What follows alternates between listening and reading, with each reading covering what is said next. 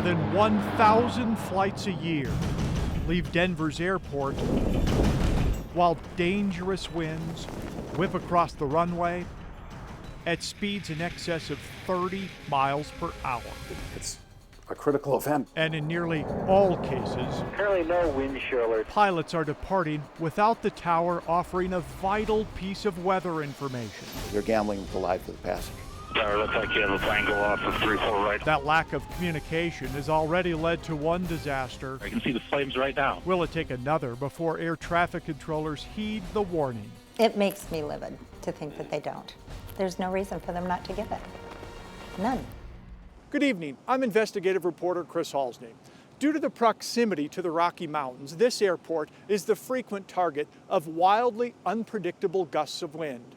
Tower operators using a special wind sensor understand both the direction and speed of those gusts, but our investigation found that they rarely provide that information to pilots. Here's what a strong crosswind looks like up against a jet full of people. Passengers describe an uneasy feeling of floating, wobbling. And with the wind largely in charge, pilots often have to settle for a rough landing or takeoff. If there's a heavy crosswind, we're actually taking off in a crab. We have cross controls in. That means we have the aileron down in one direction and the rudder in the other direction. John Flurlage has been flying commercial airliners for decades. He says pilots are trained to adjust for known steady-state winds, but it's that frequent, unpredictable, and swirling crosswind gusts that make Denver especially challenging. Always takeoff and landing are the most dangerous part of a flight. Close to the ground, that's where the plurality of accidents happen. Continental 1404, Denver Tower. Tower, looks like you have a plane go off. Accidents like the December 2008 fiery crash of Continental Flight 1404 out of Denver. 42 passengers were injured. The plane was just vibrating so violently. Joe Glasser survived the accident along with his wife Arlene. You know, you relive an incident like that over and over and over again, and frankly, it never leaves you. I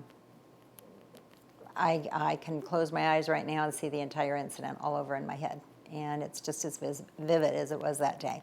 Federal investigators found a strong and gusty crosswind forced the Boeing 737 to swerve off Denver's main north-south runway and catch fire, and that air traffic control did not disseminate key available wind information to pilots. However, in the 6 years since this crash, Fox 31 Denver discovered that same mistake continues to be made over and over. We compiled wind data for every hour of every day since the Continental crash and compared it to about 1.2 million flight departures in that same time period. If a jet took off in winds exceeding 27 knots or about 31 miles per hour, we considered that a significant wind event.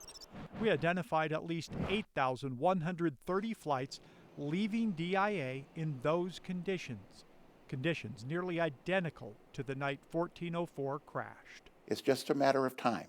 It's a mathematical certainty. At some point, the Continental 1404 accident will reoccur. It'll happen again. Aviation attorney and pilot Bruce Lambert knows more than just about anybody about the Continental crash, representing both the pilot and some passengers injured aboard the flight. We shared with him our exclusive research into just how often flight controllers have been green-lighting takeoffs at DIA in dangerous wind conditions without providing pilots accurate, critically important weather information. It is absolutely incredible to me, and to my knowledge, it's one of the only airports in the country that does not give gust information. Not all of the 8,000 plus takeoffs we data mapped occurred in direct crosswinds, but many did. We just got hit by a major microburst here at the tower. And after listening to dozens of hours of flight tower recordings made during those windy events, it was obvious the FAA-run tower rarely provides pilots wind gust information. Gusts are a critical thing to know about. So if they're not reporting gusts or not reporting gusts, accurate winds for the runway on which you're landing, could lead to a dangerous situation. Since 2010, the National Transportation Safety Board has been imploring the Denver Tower to start routinely issuing runway-specific wind gusts to departing aircraft, but still today, the FAA refuses. Mistakes can be forgiven, but what do you learn from that mistake? If we learn something from this mistake and it's not being instituted, that's just stupidity.